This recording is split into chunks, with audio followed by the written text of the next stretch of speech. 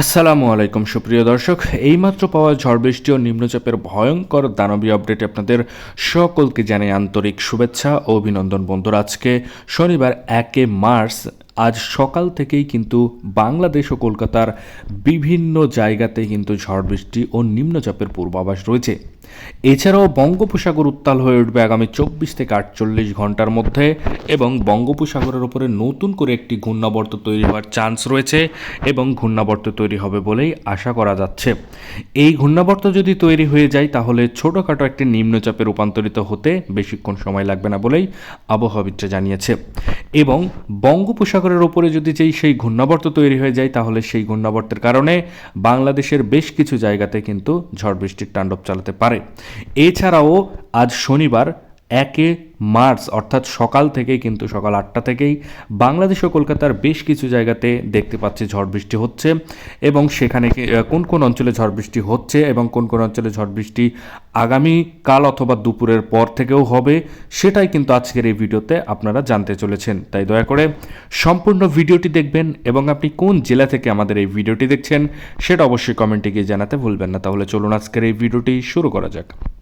ভিডিওটি শুরু করার আগে ছোট্ট একটা রিকোয়েস্ট করবো, আপনি যদি আমাদের চ্যানেলের নতুন দর্শক হয়ে থাকেন তাহলে অবশ্যই আমাদের চ্যানেলকে এক্ষুনি সাবস্ক্রাইব করে পাশে থাকা নোটিফিকেশন বেল আইকনটি বাজিয়ে রাখুন বাংলাদেশ ও কলকাতার আবহাওয়ার পূর্বাভাস সবার আগে দেখার জন্য। তাহলে চলুন এক নজর আমরা দেখে আসি বাংলাদেশ ও কলকাতার কোন কোন অঞ্চলে ঝড় বৃষ্টির তাণ্ডব চলতে চলেছে সকাল থেকেই। তো প্রথমে আমরা দেখতে পাচ্ছি শনিবার 1 মার্চ 8টা AM অর্থাৎ সকাল 8টার দিক থেকেই সিলেট, জগন্নাথপুর, ফেনারবাগ এবং বিষমপুর থেকে শুরু করে চাটকবাজার, জয়ন্তীপুর, ছাকাড়াই এবং জাকিরগঞ্জের আশেপাশে দিয়ে অতিরিক্ত মাত্রায় কালোযুক্ত মেঘ জমেছে। সেখানে কিন্তু ঝড় বৃষ্টির তাণ্ডব চালাবে বলেই আবহাওয়াবিদরা বলেছে। এছাড়াও আমরা স্যাটেলাইট রাডারের মাধ্যমে পর্যবেক্ষণ করে দেখতে পাচ্ছি। এছাড়াও বাংলাদেশের বেশ কিছু জায়গাতে ঝাপসাযুক্ত আকাশ থাকতে পারে, যেমন যশোর থেকে শুরু করে আমরা দেখতে পাচ্ছি সাতক্ষীরা, খুলনা, পিরোজপুর, সায়েমনগর, মাথাবাড়িয়া এবং কলাপাড়ার আশেপাশে দিয়ে কিন্তু ঝড় বৃষ্টির তাণ্ডব চলবে বলেই আবহাওয়াবিদরা বলেছে। অর্থাৎ এই জায়গাগুলোতে ঝড় বৃষ্টি না হলেও আকাশটা যেন পরিষ্কার থাকবে না বলে আবহাওয়াবিদরা জানিয়েছে। এছাড়াও আমরা দেখতে পাচ্ছি কলকাতার কিছু কিছু জায়গাতে, যেমন কলকাতা থেকে শুরু করে আমরা দেখতে পাচ্ছি চন্দননগর থেকে শুরু করে হলদিয়া, গঙ্গাসাগর এবং হলদিবাড়ির আশেপাশে হালকা থেকে ঝাপসাযুক্ত আকাশ থাকতে পারে। ঝড় বৃষ্টির তাণ্ডব খুবই কম বলেই আবহাওয়াবিদরা জানিয়েছে। এছাড়াও দুপুর 12টার পর থেকেই বাংলাদেশের বেশ কিছু জায়গাতে ঝড় বৃষ্টির তাণ্ডব চলতে চলেছে। অর্থাৎ প্রথমেই যদি দেখি তাহলে সিলেট, মৌলভীবাজার, লাখাই থেকে শুরু করে জগন্নাথপুর, ফেনারবাগ, কেন্দুয়ার, নেত্রকোনা, ফিশামপুর, ছাতকবাজার, ছাকাড়াই এবং জাকিরগঞ্জ, জয়ন্তীপুর দিয়ে শুরু করে কুলাউড়া, কামালগঞ্জ, হবিগঞ্জ দিয়ে নাসিরনগর, কিশোরগঞ্জের আশেপাশে দিয়ে এবং ত্রিশালের আশেপাশে দিয়ে কিন্তু ঝড় বৃষ্টির তাণ্ডব চলবে। এছাড়াও আমরা দেখতে পাচ্ছি হালকা থেকে ঝাপসাযুক্ত আকাশ থাকবে বাংলাদেশের 64টা জেলার কম বেশি সব জায়গাতেই।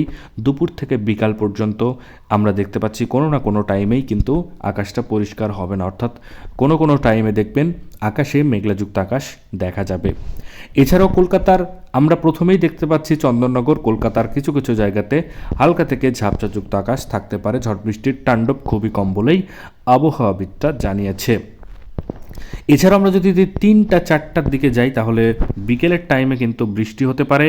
বিষমপুর থেকে শুরু করে আমরা দেখতে পাচ্ছি ফেনারবাগ এবং চাটকবাজার, জয়ন্তীপুর।